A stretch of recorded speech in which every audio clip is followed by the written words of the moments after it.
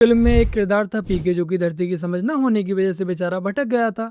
ठीक ऐसे ही राजनीति में भी एक और पीके, जो कि बिहार में पूरी तरह से भटक चुका है। फिल्म वाला पीके जिसे जमीन की कोई भी समझ नहीं थी, एक है बिहार वाला पीके जो लंबी लंबी बातें करता है, लंबे लंबे भाषण देता है, लेकिन बिहार की जमीनी हकीकत से इनका दूर दूर तक कोई भी वास्ता नहीं है। इस बिहार वाले पीके के लिए राजनीति सेवा नहीं, मुनाफा कमाने का धंधा है। ये वाला पीके शान से बताता है कि चुनाव की रणनीति बनाने के लिए 100 करोड़ रुपए से भी ज्यादा की फीस लेते हैं। हम एक चुनाव में किसी को सलाह देते हैं तो हमारा फीस है 100 करोड़ या उससे ज्यादा। कभी इस पार्टी से कभी उस पार्टी से, इनके लिए पीछे पैसा मायने रखता है, विचारधारा नहीं। बाकी का इनकी जन स्वराज पार्टी एक स्कैम पार्टी, और इस वीडियो में जो भी बातें करूंगा सारी की सारी फैक्ट के आधार पर ही करूंगा। पर किसी और ने नहीं, खुद इनके नेताओं ने ही आरोप लगाया। मुजफ्फरपुर के वार्ड 20 के पार्षद संजय केजरीवाल ने जन स्वराज पार्टी से इस्तीफा दे दिया, ये कहते हुए कि पार्टी उनसे टिकट के नाम पर 40 लाख रुपए की मांग कर रही थी। संजय केजरीवाल ने कहा कि इस पार्टी में धड़ल्ले से टिकटों की खरीद फरोख्त हो रही है। केजरीवाल से मुझे याद आया कि कहीं आने वाले समय में ये दूसरे अरविंद केजरीवाल साबित ना हो जाएं। कुल मिलाकर ये पार्टी सिद्धांतों पर नहीं, पैसों पर चल रही है, ना ही इनकी कोई विचारधारा है। कभी ये मुसलमानों के साथ खड़े नजर आते हैं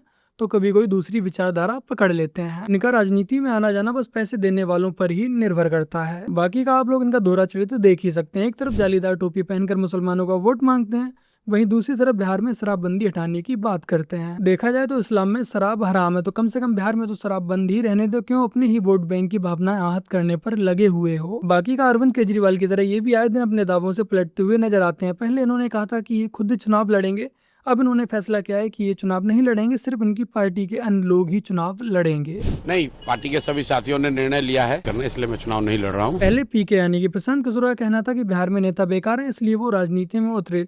तो भाई अब चुनाव क्यों नहीं लड़ रहे? अब क्या हो गया कि अब बिहार में अब अच्छे नेताओं की बाढ़ आ गई है। कुल मिलाकर जो बिहार बदलने आए थे वो मैदान में उतरने से पहले ही अपने हथियार डालकर 9-2-11 हो गए। शायद इन्हें यह एहसास हो गया होगा कि अगर इनकी जमानत जब्त हो जाएगी तो इनकी राजनीति शुरू होने से पहले ही खत्म हो जाएगी। यानी कि जहां असली संघर्ष था वहां से पीके गायब हो गया। आज मेरा सीधा सवाल है, पीके हो क्या? नेता हो, सलाहकार हो, या फिर बिहार की राजनीति का एक नया व बड़ा भ्रम हो? अंत में मैं यही कहूंगा कि 40 लाख का टिकट हो गया सरेआम, इसलिए कहो अब जोर से, ये स्वराज नहीं स्कैम है इसका नाम। सेवा नहीं व्यवसाय का खुल गया है ये द्वार, टिकट के बदले दाम, ये है जन स्वराज स्कैम की पुकार।